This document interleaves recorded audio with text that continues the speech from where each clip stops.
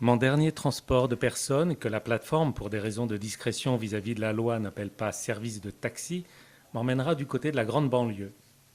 Après avoir récupéré une femme à l'aéroport de Roissy pour la conduire chez elle à une trentaine de kilomètres de là vers l'est, dans un village cerné de champs, je me perds sur le chemin du retour. La grande banlieue est, on l'oublie quand on vit en ville, une zone en partie rurale, très éloignée cependant de l'image champêtre que l'on aime se faire des campagnes françaises. Dans ces plaines agricoles, l'arrivée du printemps se mesure moins au vol des hirondelles qu'à celui des mouches dans la cuisine. Sitôt sortis des lotissements suréclairés par de lugubres lampadaires orangés, dont la lumière de pénitencier permanente prive les habitants du spectacle des nuits étoilées, on se trouve jeté dans une sous-campagne, une zone d'activité agricole sinistre, à l'atmosphère plus industrielle que pastorale. Des champs sous la lune, à la terre trop tassée, nauséabonde tant elle est traitée, surexploitée, et des bois malingres, aux oreilles truffées d'ordures, de canettes de bière ou de vieilles batteries. Il doit être à peine plus de minuit et j'ai envie de pisser. À un rond-point, je prends la plus petite des routes, celle qu'aucun panneau de direction n'encourage à emprunter, dans l'idée de me soulager au calme. Suffisamment éloigné, je me gare sur le bas-côté en laissant la portière ouverte pour continuer d'écouter la musique de mon autoradio. Je pisse dans le noir du fossé en regardant la lune qui paraît plus blanche que d'habitude en cette nuit de printemps. Mon haleine sort de ma bouche enfumée droit devant moi. Je rentre la tête dans mes épaules. Il fait plus froid qu'à Paris. L'odeur de poisson cru des engrais bon marché flotte dans l'air. De cette puanteur naîtra le sucre de nos betteraves ou la farine de nos baguettes rustiques. Cette frontière entre la ville et la campagne a la particularité qu'on ne se trouve vraiment ni dans l'une ni dans l'autre. En tendant l'oreille d'un côté, le brouhaha diffus me parvient, tandis que de l'autre, c'est le silence. Et si l'horizon ici est noir, là-bas il est orange, comme malade, gâté par les lumières des hommes éclairés. Je reprends la route à la recherche de panneaux indicateurs. Inquiet du temps que je vais mettre pour rentrer chez moi, j'accélère. Comme tout citadin peu habitué à rouler de nuit en rase campagne, j'ai oublié d'allumer mes phares et découvre donc la route à la lumière de mes codes. Dans une ligne droite, du coin de l'œil, je vois soudain jaillir un animal devant mon capot. D'un bref coup de frein, je réussis à l'éviter. Le chevreuil disparaît dans l'obscurité. À peine ai-je le temps de jurer qu'un choc me fait pousser un cri. Un deuxième chevreuil vient de bondir devant moi. Celui-là, je l'ai touché. La première chose à laquelle je pense est l'état de ma voiture, que je n'ai pas les moyens de réparer. Je m'arrête sur le côté de la route et descends pour constater les dégâts, la lampe de mon téléphone à la main. La peinture garde la trace d'un frottement, mais ce qui m'inquiète le plus est que l'espace entre le pare-choc et l'aile droite s'est considérablement modifié. Rien de grave, mais tout de même, je suis contrarié. C'est en remontant dans ma voiture que j'entends sur la route derrière moi des raclements. Là, à une dizaine de mètres, une forme au sol remue. Le chevreuil que j'ai heurté est à terre, pas mort, mais les pattes ou le dos brisés.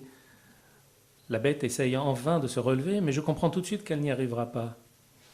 Sa patte arrière droite cassée s'est désolidarisée du reste de sa cuisse et ne semble plus reliée au reste du corps que par la peau qui l'enveloppe.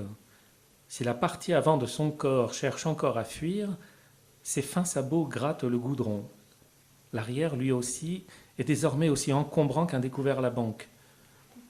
Je ne peux partir et le laisser là sans avoir tenté quelque chose. J'appelle le 17. À l'opératrice qui me répond après une longue attente, j'essaye d'expliquer qu'au-delà de la souffrance de la pauvre bête, c'est le danger qu'elle fait courir aux autres automobilistes qui motive mon appel. Il n'y a pas un chat sur cette petite route, mais je n'en dis mot. En réalité, j'attends que quelqu'un me dise ce que je dois faire. Est-ce que vous êtes blessé, monsieur? Non, je n'ai rien. Votre véhicule est en état de marche? Oui, ce n'est pas pour moi que j'appelle, c'est pour... Écoutez, ce genre d'accident arrive tous les jours. Si vous n'avez rien, il faut que vous préveniez la société de chasse de la présence de l'animal. Il est évident que j'occupe la ligne d'urgence pour rien. Quelle société de chasse? Où vous situez-vous exactement? C'est à ce moment que je réalise que je n'en ai pas la moindre idée et que je suis là pour une seule raison, le transport de personnes sans licence.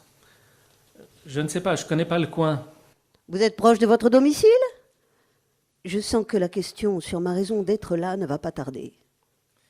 Qu'est-ce que vous me conseillez de faire, puisque ça arrive tout le temps? Il faut faire quoi? Monsieur, je vous conseille de vous renseigner sur le lieu où vous vous trouvez et de prévenir la société de chasse concernée. C'est tout ce que je peux faire pour vous. Bonne soirée. Bonne soirée, alors je répète, alors qu'elle a déjà raccroché. Je retourne auprès de ma victime. Je ne peux m'empêcher de lui parler comme je l'aurais fait avec n'importe quel blessé. Ces naseaux que je vois luire, à la lumière de mes feux arrière et de la lune, recrachent de la fumée. Ils respirent ce froid hostile. L'air est mauvais dans ces nuits de grande banlieue, condamnées tôt ou tard au béton. Si je ne crois pas en Dieu, mes capacités mystiques sont restées intactes. Un être vivant contient en lui une part de sacré et je souffre avec lui. Espèce de connard, tu pouvais pas faire gaffe, merde. Hein. Je m'en veux d'avoir abîmé la seule trace, le seul vestige de beauté en ces lieux dévastés, la présence d'un reste de sauvagerie au milieu de tant de domestication. Ce n'est pas vraiment la pleine lune, mais sa lumière très forte nimbe les alentours d'un bleu pâle et poudreux. Un peu après l'étendue d'un champ, le bois en devient inquiétant. J'éteins le moteur de ma voiture et la puissance de la lune en paraît encore augmentée. Dans ce silence, à peine troublé par le grondement d'une autoroute lointaine, j'ai plus de chances d'entendre arriver d'autres voitures. Une idée vient de germer dans mon cerveau que la solitude des lieux autorise. Le brocard blessé ne se débat plus et semble à présent se reposer. Debout devant lui, je le toise un instant. Cette souffrance, cette beauté condamnée, ce drame, c'est aussi beaucoup de viande. Je n'ai ni couteau, ni aucun outil létal pour mettre un terme au supplice de l'animal. Je décide de l'étrangler. Il y a quelques années, au judo, on m'a appris à étrangler un homme en me servant du col de sa veste. C'était devenu ma spécialité. Cet étranglement, appelé morotejime, et qu'un Français, peut-être un ouvrier du bâtiment, a eu un jour l'idée de rebaptiser manche de pioche, coupe l'arrivée du sang et de l'oxygène au cerveau et fait tomber n'importe qui en syncope si, juste avant de s'évanouir, il n'indique d'une tape de la main qu'il renonce au combat. Pour l'avoir subi moi-même, je peux témoigner qu'on se sent littéralement mourir. C'est effrayant et je me demande ce qui pouvait bien me motiver à cette époque et durant 10 années à préférer apprendre des techniques de combat douteuses plutôt que la musique ou la peinture.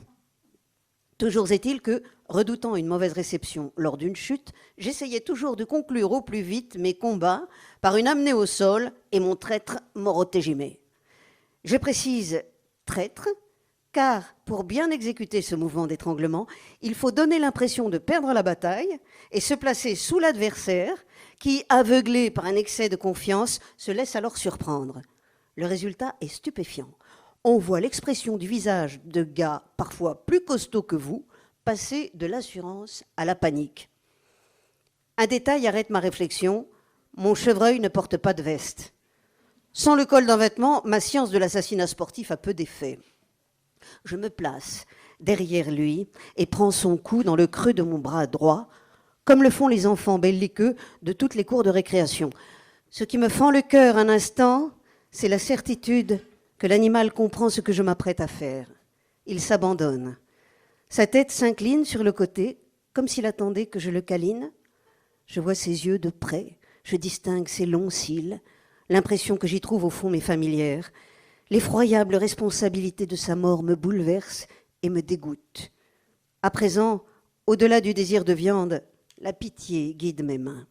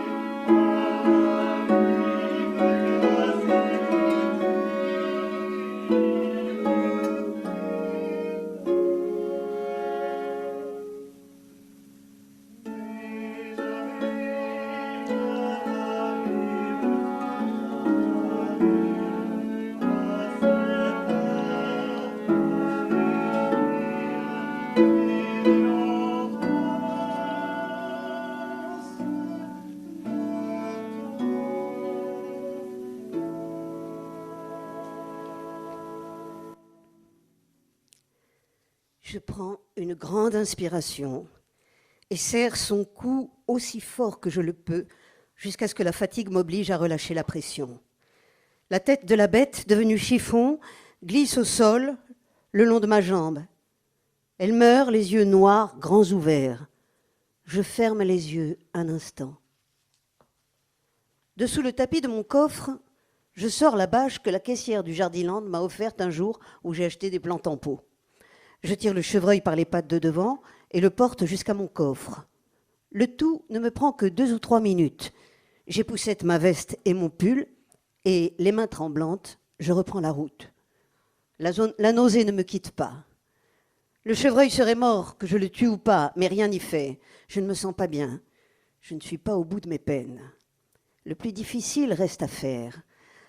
Arrivé dans ma rue à cette heure déserte, je constate qu'il n'y a aucune place libre devant la porte de mon immeuble. Je ne peux pas me garer trop loin à cause du transport de la bête qui m'attirerait des ennuis. La largeur de la voie ne permet pas de stationner un instant en double file. Je me gare donc à quelques rues de mon domicile, décidé à guetter toute la journée du lendemain qu'une place se libère devant ma porte pour rapidement déplacer ma voiture. Ce répit me permet de m'organiser avant la découpe dans le studio. Le matin, après une courte nuit, j'achète une grande bâche de peintre et des sacs poubelles de 100 litres.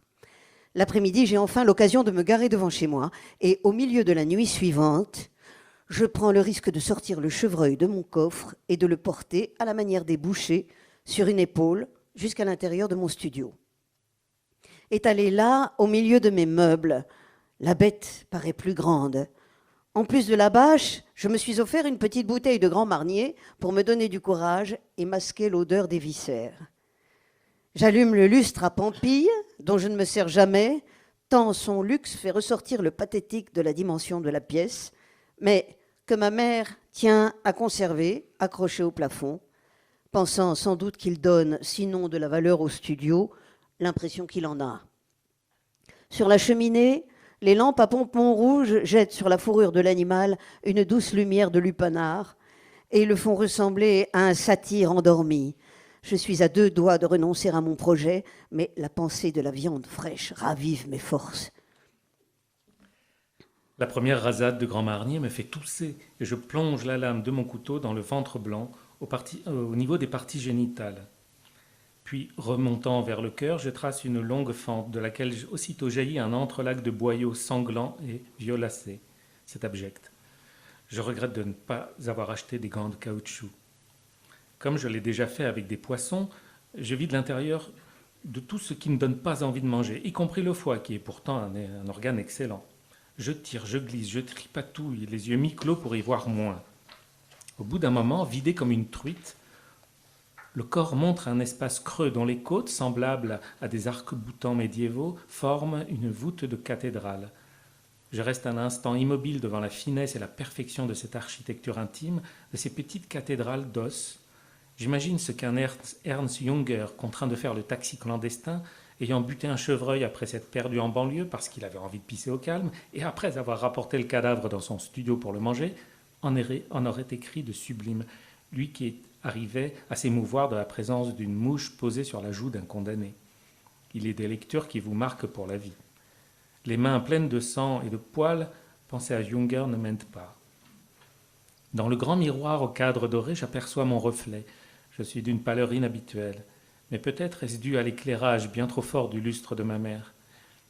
Il me faut m'attaquer à présent au dépeçage et au démantèlement des articulations.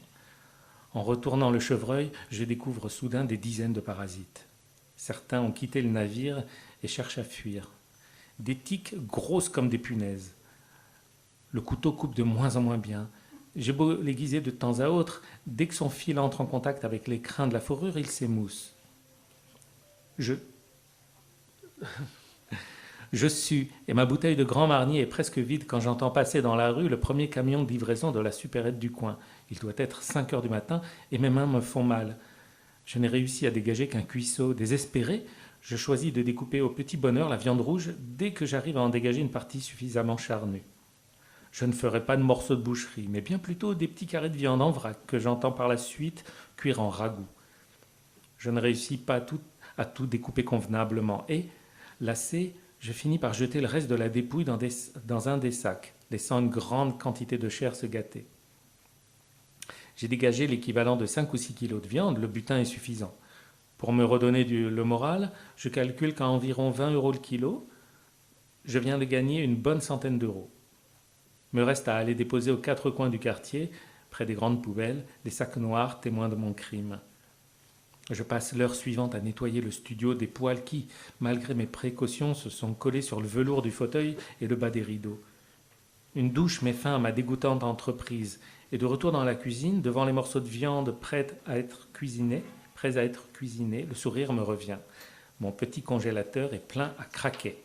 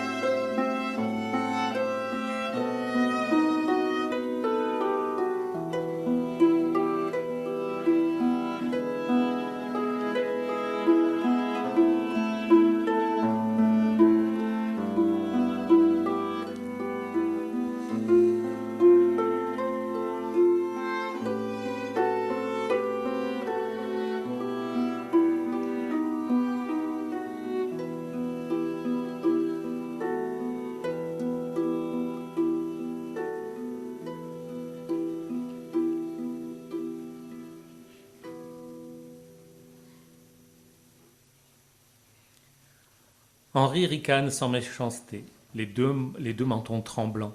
Il s'amuse d'apprendre que son ancien collègue fait le manœuvre sur des chantiers. Il ne me croit pas. Je lui montre mes mains, je les regarde moi-même avec une attention particulière et, à vrai dire, pour la première fois. Elles semblent plus vieilles. La peau de mes doigts est asséchée par les produits ménagers. Elle est trop rose et un dépôt blanchâtre souligne le moindre repli. Des écorchures finissent de cicatriser. Mes avant-bras gardent la trace de griffures sans importance qu'on pourrait prendre pour celle d'un chat mal luné. Les extrémités de mes ongles sont noircies par de la terre ou du cambouis, impossible à bien nettoyer. D'une certaine manière, j'accrédite par ma déconfiture sa théorie du grand effondrement. Goguenard, Henri m'apprend que beaucoup de photographes se lassent de leur métier, mais que leur rage ne va pas jusqu'à mettre en péril le taux plein de leur retraite. La retraite, je n'y avais même pas pensé. Tu aurais dû. C'est con ce que tu as fait. Parce que toi, c'était intelligent. Moi, je suis colérique. Ça devait m'arriver un jour ou l'autre. Mais toi, qu'est-ce qui t'a pris de tout foutre en l'air? Je n'ai rien foutu en l'air, je fais la même chose que ce que je faisais en photographiant, mais en écrivant. J'ai juste changé le moyen de transport. Je vais au même endroit. Ouais, sauf que tu n'as plus un rond. Voilà. Henri appuie sa main immense sur mon cou. Imbécile. Il est inutile de lui expliquer à Henri.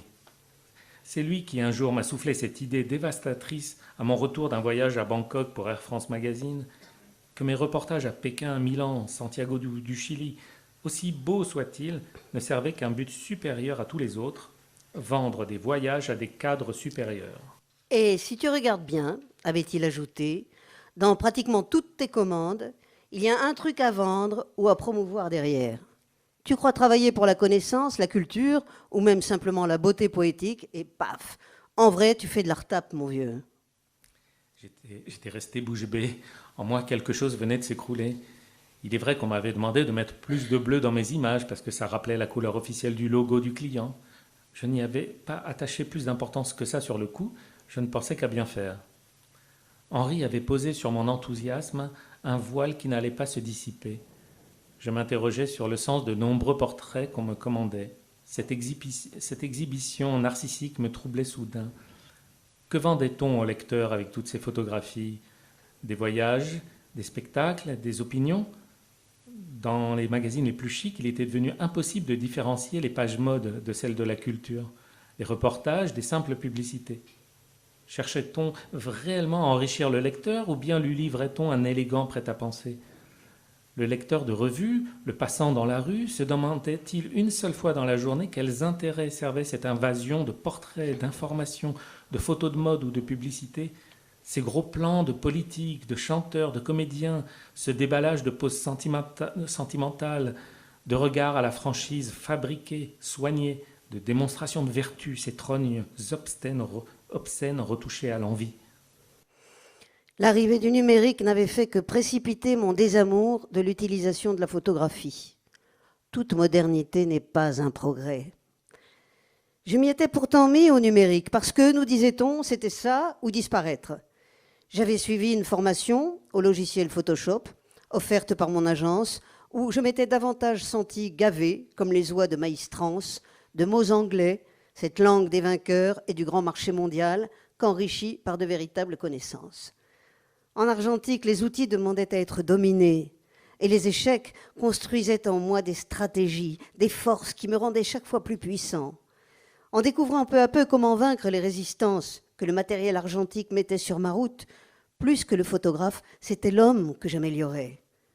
L'univers photographique numérique, facilité par l'intelligence artificielle, démocratisé par les fabricants, amenuisait la force, la gloire d'un bon résultat.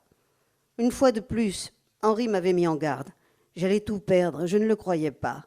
Avec le numérique, je n'ai perdu qu'une chose, mais elle était de taille, le plaisir.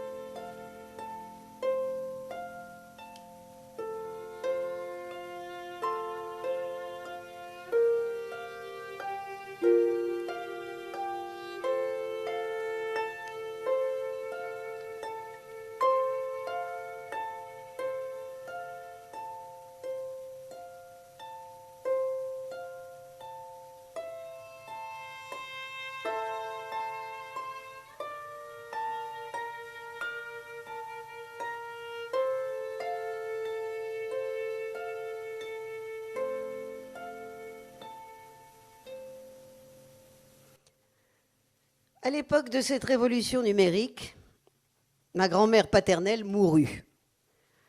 Avant les obsèques, on me demanda un agrandissement d'une des nombreuses photos que j'avais d'elle, en vue de l'exposer sur le cercueil durant la cérémonie. Flattée par la requête, je m'étais appliquée à chercher dans mes archives la meilleure photo pour l'occasion.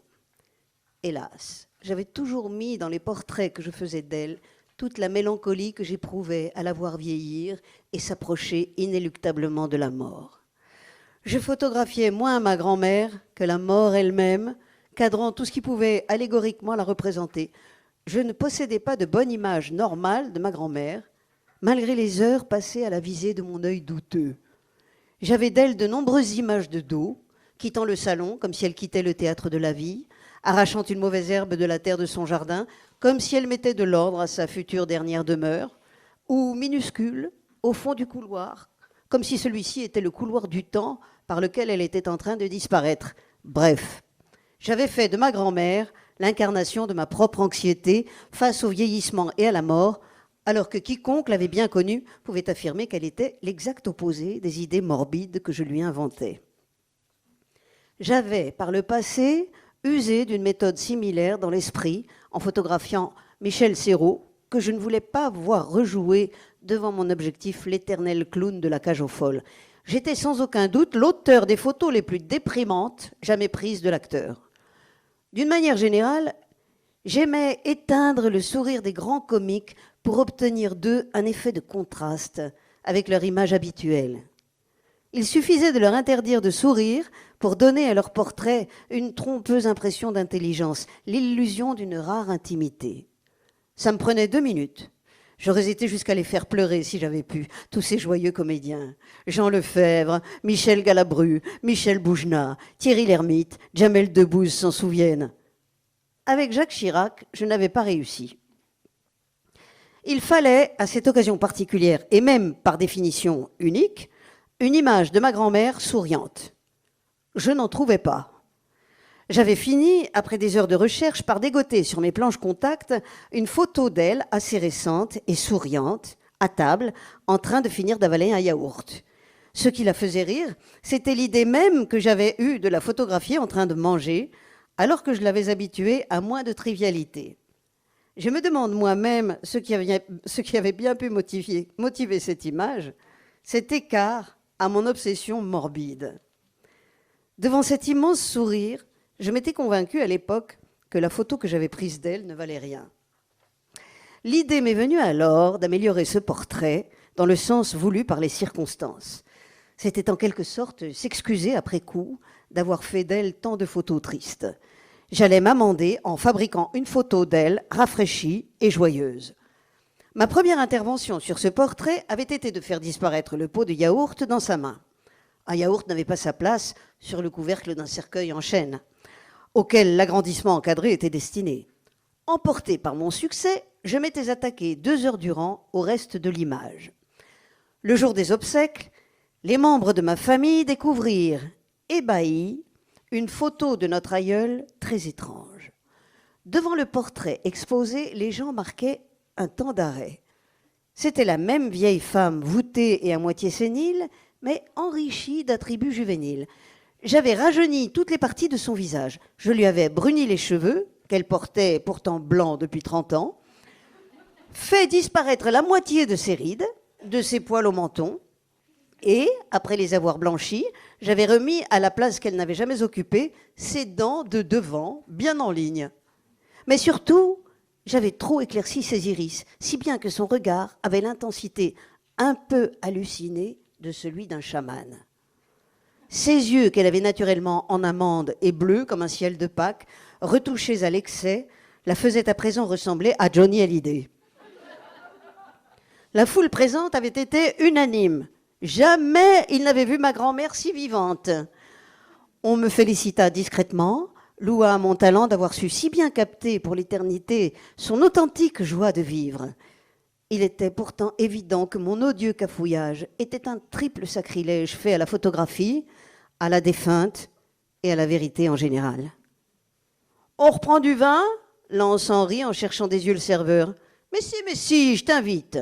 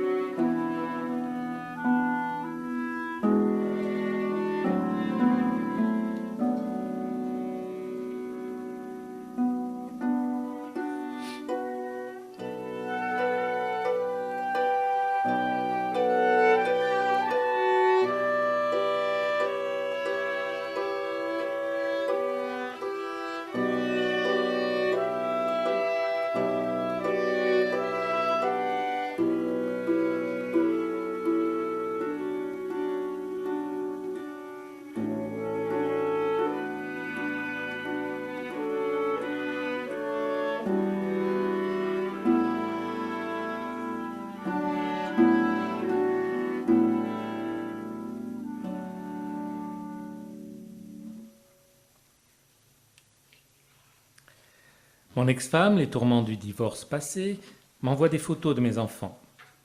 Ils se réunissent sans moi pour les anniversaires. Par le biais de nos téléphones, ils me montrent le gâteau, la neige dehors, ils ouvrent les cadeaux. Nous grimaçons comme si nous étions dans la même pièce. Mes enfants forcent un peu le trait, comme au théâtre. Mon fils veut me montrer qu'il a de l'esprit, ma fille de la répartie.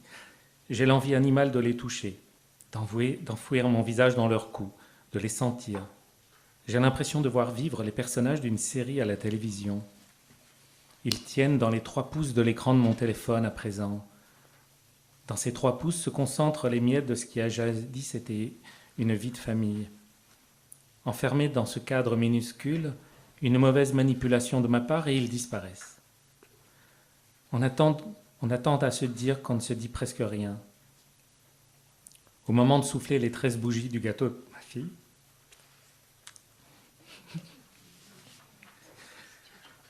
je me surprends à souffler sur mon écran. J'éprouve devant sa joie le sentiment opposé à celui que j'avais l'habitude de ressentir par le passé. Leur bonheur me plonge dans la mélancolie. Leurs rires me font pleurer. Un océan nous sépare. J'envie le parloir une fois par semaine des autres criminels. Je demande à ma femme si mes livres lui ont plu. Elle m'explique que personne de la famille n'a envie de les lire, parce qu'ils ont peur d'y découvrir des trucs. Quels trucs ? Et tu sais, des trucs sur nous, sur toi, sur ce qu'il y a dans ta tête. C'est gênant. D'ailleurs, j'aimerais que tu me promettes de ne plus parler de nous dans aucun de tes livres. Et tant qu'on y est, retire toutes les photos de moi et des enfants de ton agence photo. Mais pourquoi ? Parce que je ne veux pas que tu exploites nos images à des fins commerciales. Commercial, c'est exagéré. Si l'on regarde d'un peu plus près les bénéfices que je tire de mes activités artistiques, je relève quand même plus du braconnier que du chef d'entreprise. D'accord, je m'entends dire, je vais voir ce que je peux faire. Mais pour les livres, ça va être compliqué. On se nourrit tous un petit peu de ce qu'on... Tu n'as qu'à inventer des personnages. Tu n'as pas d'imagination. Qu'est-ce que vous aimez parler de vous, vous autres, les Français ? On raconte des choses sur l'humain en général, à travers son propre... Vous racontez votre nombril, point. Lors de ces conversations audiovisuelles, il m'est interdit de leur parler de mon travail ou d'évoquer les questions d'argent. Je suis réduit à ma fonction biologique de père. L'ancien ministre coupable d'une fraude à qui on alloue une petite rente par habitude, mais vers qui les caméras ne se tournent plus. Dans l'émission Faites entrer l'accusé, où les grandes affaires criminelles dévoilent la banalité des meurtriers, je crois entendre dans la bouche d'une jeune femme filmée en contre-jour ce que mes enfants pensent de moi. Je sais bien que c'est un monstre, qu'il a fait certaines choses, ces livres insignifiants qui ne rapportent rien, mais c'est tout de même mon père. Au détour d'un mail, et parce que mon ex-femme pense que j'ai tout abandonné pour une marotte, je me trouve traité de lâche. Moi qui pensais précisément être en règle avec la morale, j'accuse le coup. Je vérifie la définition du mot lâche dans le dictionnaire. Qui manque de courage, qui recule devant le danger, le risque. Un lundi, allongé sur mon lit après mon déjeuner et une bonne matinée d'écriture, les yeux clos, je somnole et me laisse aller à la rêverie. Je m'éloigne de Paris et de son atmosphère empoisonnée par l'échec. Mon plan est simple, recommandable et puéril. Dans ce qu'il reste de campagne en France, dans un bout de paysannerie, une ferme m'accueille. Au grand air, je prête mes bras devenus habiles. Le travail ne manque pas quand on le fait proprement. Une femme vit seule, exploitante agricole. Je l'aide l'après-midi. Je couche avec elle. Le matin, j'écris. Dans l'appartement aménagé au premier étage de la remise, je fais mon nid à l'écart. Je me lève tôt et fais pour 2 du café dans la cuisine. Quelque part, un chien remue la queue. Il croit que je suis le maître. Aux environs de 14 heures, mon téléphone émet des sons d'alerte. J'ouvre les yeux. La femme et le chien disparaissent dans le blanc du plafond de mon studio. Des messages de félicitations affluent sur mon écran. Mon nom est inscrit dans la liste des finalistes d'un des prix Goncourt de printemps. D'emblée, je croise à une erreur. Au bout de quelques secondes, l'émotion me monte à la tête et une envie de pleurer qui ne ressemble à aucune autre. Nous sommes le 5 avril, c'est le printemps. Entre 2 messages de félicitations d'amis, de journalistes ou de lecteurs, j'en reçois un autre. Je vous contacte de la part d'une amie qui m'a dit beaucoup de bien de votre travail. Pourriez-vous venir au 23 rue Jouffroy d'Abance, chasse d'eau cassée et 2 ou 3 bricoles, une tringle décrochée. Je peux être là dans 30 minutes. Est-ce que 25 € vous conviennent? Homme à tout faire, polyvalent, ponctuel, soigneux, efficace, se déplace à Paris et proche couronne.